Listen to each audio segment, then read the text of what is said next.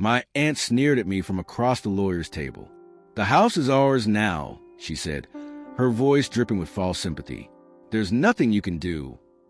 I just smiled, slid a second, much older document across the polished wood of the table, and said, "You're right.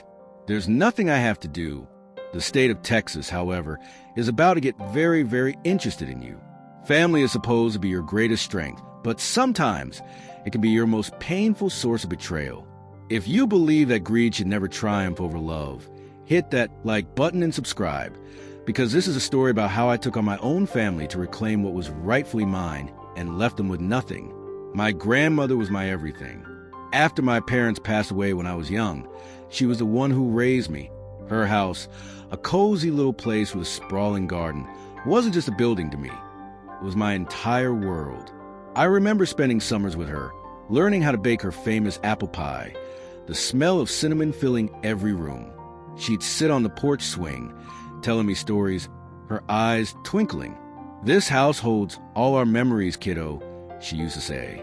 "One day, it'll be yours to fill with new ones." When she passed away 2 months ago, a part of me went with her. The grief was a heavy cloak I couldn't seem to take off. My only comfort was my aunt and uncle. They were my mother's brother and his wife. They swooped in immediately, handling the funeral arrangements, constantly telling me, "Don't you worry about a thing. We're here for you. We'll take care of everything." I was so lost in my own sadness that I was grateful for their help. I saw their actions as kindness. I was a fool. I should have seen it for what it was. Circling vultures. The day we met with a lawyer for the reading of the will was a cold, rainy Tuesday. I sat in a stiff leather chair, my aunt and uncle on either side of me, their hands patting my back in a show of support. The lawyer, a man my grandmother had trusted for decades, seemed unusually nervous.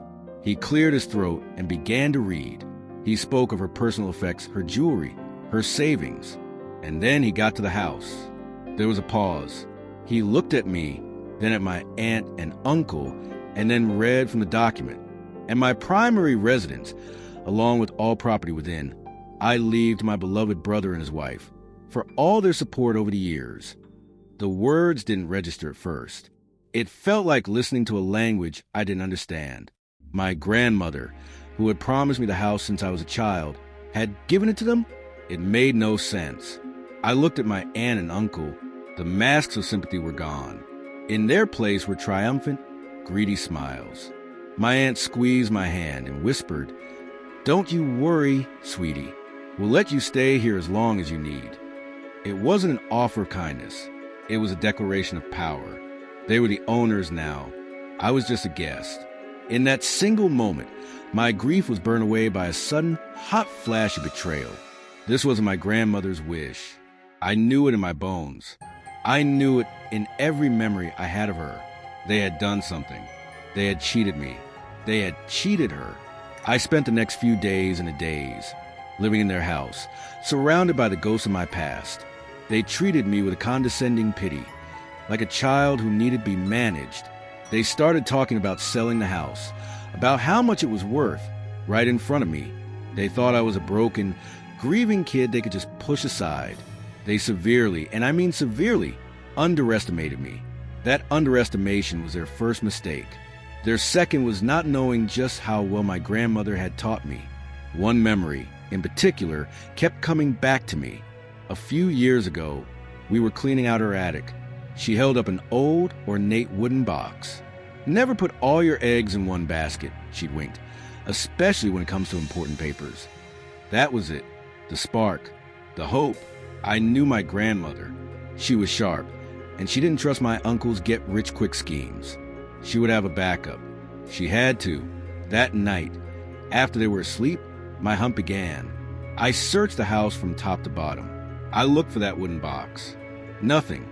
I felt despair creeping back in. I sat down at her old writing desk, my head in my hands, ready to give up. My fingers idly traced the carvings on the side of the desk, and I felt it, a loose piece of wood. It wasn't a carving. It was a hidden latch. My heart hammered in my chest. I carefully worked it open, and a secret compartment slid out from the side of the desk. And inside, Nestled among old letters and photographs was another envelope. It was sealed with wax, with my name written on the front in my grandmother's elegant handwriting. Inside was her real will, dated a year after the one the lawyer had. And in this one, everything, the house, the savings, every last memory, was left to me. It also contained a handwritten letter from her. It read, "My dearest boy, I fear my brother's greed may one day get the better of him. I have been forced to write a decoy will to keep the peace. But this one, the one in your hands, is my true heart. This is for you. He will not know of its existence. Use it only if you must." I held the letter, my hands shaking not with fear, but with a cold, righteous fury. They had forced her to do this. They had tormented her even in her final years. "Oh, I must," I whispered to the empty room. "I absolutely must. My revenge wouldn't just be about getting the house back. It would be about exposing them for the ghouls they truly were." I hired a new lawyer, one of the sharpest fraud litigators in the state. I didn't tell my aunt and uncle anything. I let them continue with their plans.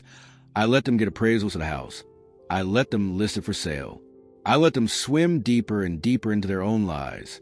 I had my lawyer call a meeting. Just us, my aunt and uncle and their lawyer.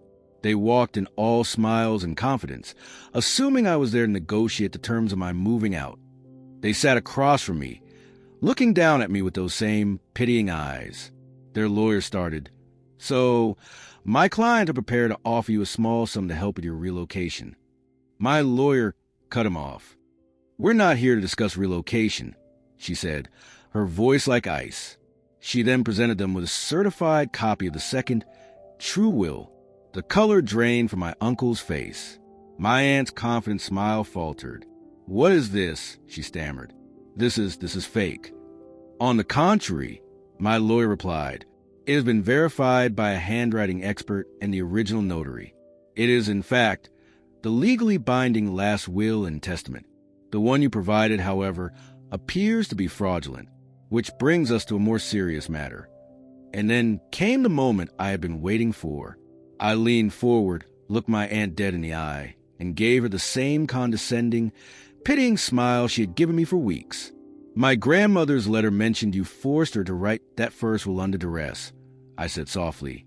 "I wonder what the district attorney would think about that. Forgery, fraud, coercion of the elderly. Those are serious crimes." That was when they completely fell apart. The masks were gone, replaced with pure, unadulterated panic. My aunt started crying.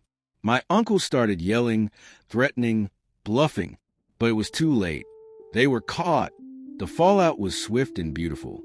They had no choice but to renounce the fraudulent will immediately. The house, the money, everything was transferred to me, but I didn't stop there. My lawyer sent a letter to the bank where they had their mortgage and business loans, informing them of the pending fraud investigation. Their credit was frozen. The for sale sign in front of my house came down, replaced by a new one, sold. I sold it to a lovely young family for a great price. My aunt and uncle were forced to pay all legal fees, theirs and mine. The fraud investigation led to charges. They lost everything. Their house, their cars, their reputation and community. They had to move 2 states away, buried in debt and disgrace. They were so blinded by greed that they couldn't see me for who I was, my grandmother's grandson. And she didn't just teach me how to bake pies. She taught me how to be strong, how to be smart, and how to protect what's important. I didn't just get my inheritance back. I got justice for her memory. Sometimes the people closest to you can be the most dangerous. If this story of family justice resonated with you, smash that like button. Let me know in the comments. What would you have done if you found that second will? And of course, if you want to hear more stories of greedy people getting exactly what they deserve, make sure you subscribe. You won't want to miss what's coming.